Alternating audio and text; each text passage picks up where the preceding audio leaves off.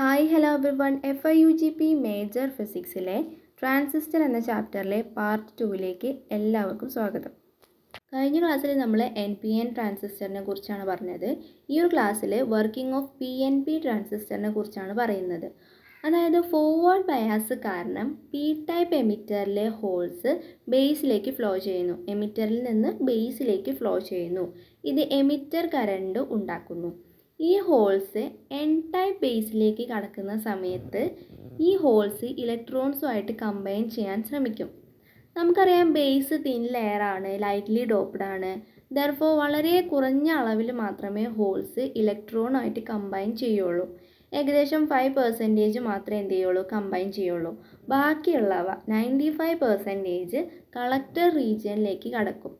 IC ഉണ്ടാക്കുകയും ചെയ്യും, അതായത് കളക്ടർ കറണ്ട് ഉണ്ടാക്കുകയും ചെയ്യുന്നു. ഈ രീതിയിൽ എമിറ്റർ കറണ്ടിൻ്റെ ഏകദേശം മുഴുവൻ ഭാഗവും കളക്ടർ സർക്യൂട്ടിലൂടെ ഫ്ലോ ചെയ്യുന്നു. ഇനി നമ്മൾ നോട്ട് ചെയ്യേണ്ട ഒരു കാര്യം, PNP ട്രാൻസിസ്റ്ററിൻ്റെ ഉള്ളിലെ കറണ്ട് കണ്ടക്ഷൻ നടക്കുന്നത് ഹോൾസ് വഴിയാണ്. എന്നിരുന്നാലും എക്സ്റ്റേണൽ കണക്റ്റിംഗ് വയേഴ്സിൽ കറണ്ട് ഇലക്ട്രോൺസ് വഴിയാണ് ഒഴുകുന്നത്. ഇനി ഫോർവേഡ് ബയാസ്ഡ് ആയതുകൊണ്ട് ഇൻപുട്ട് സർക്യൂട്ടിന് റെസിസ്റ്റൻസ് കുറവായിരിക്കും. അതായത് എമിറ്റർ ബേസ് ജംഗ്ഷനിൽ റെസിസ്റ്റൻസ് കുറവായിരിക്കും. ഇതിന് നേരെ ഓപ്പോസിറ്റ് ആയിരിക്കും റിവേഴ്സ് ബയാസിൽ ഉണ്ടാവുക. എന്തായിരിക്കും? റിവേഴ്സ് ബയാസിൻ്റെ കേസിൽ ഔട്ട്പുട്ട് സർക്യൂട്ടിന് റെസിസ്റ്റൻസ് കൂടുതലായിരിക്കും. അതായത് കളക്ടർ ബേസ് ജംഗ്ഷനിൽ റെസിസ്റ്റൻസ് കൂടുതലായിരിക്കും. ഇനി ഇൻപുട്ട് എമിറ്റർ കറണ്ട് ഏകദേശം പൂർണ്ണമായിട്ടും കളക്ടർ സർക്യൂട്ടിലൂടെയാണ് ഒഴുകുന്നത്. അതുകൊണ്ട് തന്നെ ഒരു ട്രാൻസിസ്റ്റർ ഇൻപുട്ട് സിഗ്നൽ കറണ്ടിനെ ലോ റെസിസ്റ്റൻസ് ഉള്ള സർക്യൂട്ടിൽ നിന്ന് ഹൈ റെസിസ്റ്റൻസ് ഉള്ള സർക്യൂട്ടിലേക്ക് മാറ്റുന്നു. ഇത് പറഞ്ഞ കാര്യം തന്നെ വീണ്ടും വീണ്ടും റിപ്പീറ്റ് ചെയ്യുന്നതായിട്ട് കാണാം. അവിടെ ഇവിടെയൊക്കെ ആയിട്ട് ചെറിയ ചെറിയ മാറ്റങ്ങൾ മാത്രമേ വരുന്നുള്ളൂ. ഇനി പ്രധാനമായിട്ടും 2 ട്രാൻസിസ്റ്ററുകളാണുള്ളത്. ബൈപോളാർ ജംഗ്ഷൻ ട്രാൻസിസ്റ്ററും ഫീൽഡ് എഫക്റ്റ് ട്രാൻസിസ്റ്ററും. രണ്ടും ഓപ്പറേറ്റിംഗ് ക്യാരക്ടറിസ്റ്റിക്സിലും ഇൻറ്റേർണൽ കൺസ്ട്രക്ഷനിലും വ്യത്യസ്തമാണ്. ഒരു ബൈപോളാർ ട്രാൻസിസ്റ്ററിൽ 2 ചാർജ് കെരിയേഴ്സ് ആണുള്ളത്. ഏതൊക്കെയായിരിക്കും? ഇലക്ട്രോൺസും ഹോൾസും. ഇതിൽ നിന്നാണ് ബൈപോളാർ എന്ന പേര് അതിന് വന്നത്. ട്രാൻസിസ്റ്റർ സിംബൽസ് ആണ് ഈ കാണുന്നത്. ഇതിൽ താഴെയുള്ള 2 ഫിഗറാണ് ഏറ്റവും ബേസിക് ആയിട്ടുള്ള സർക്യൂട്ട് ഓഫ് എ ട്രാൻസിസ്റ്റർ എന്ന് പറയുന്നത്. നമുക്കറിയാം ഒരു വീക്ക് സിഗ്നലിൻ്റെ സ്ട്രെങ്ത് വർദ്ധിപ്പിക്കാൻ ട്രാൻസിസ്റ്ററിന് സാധിക്കും. ഇതിൽ വീക്ക് സിഗ്നല് എമിറ്റർ ബേസ് ജംഗ്ഷനിലും ഔട്ടർ കളക്ടർ സർക്യൂട്ടിലെ ലോഡ് റെസിസ്റ്റൻസിന് കുറുകെയായിട്ടുമാണ് ലഭിക്കുന്നത്.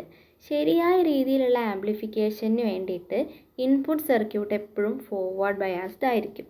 അതിനായിട്ട് ഫിഗറിൽ കാണിച്ചതുപോലെ സിഗ്നൽ കൂടാതെ ഇൻപുട്ട് സർക്യൂട്ടിൽ ഒരു DC വോൾട്ടേജ് പ്രയോഗിക്കുന്നു. അതാണ് VEE എന്ന് റെപ്രസെൻ്റ് ചെയ്തിരിക്കുന്നത്. ഈ DC വോൾട്ടേജിനെ ബയാസ് വോൾട്ടേജ് എന്ന് വിളിക്കുന്നു.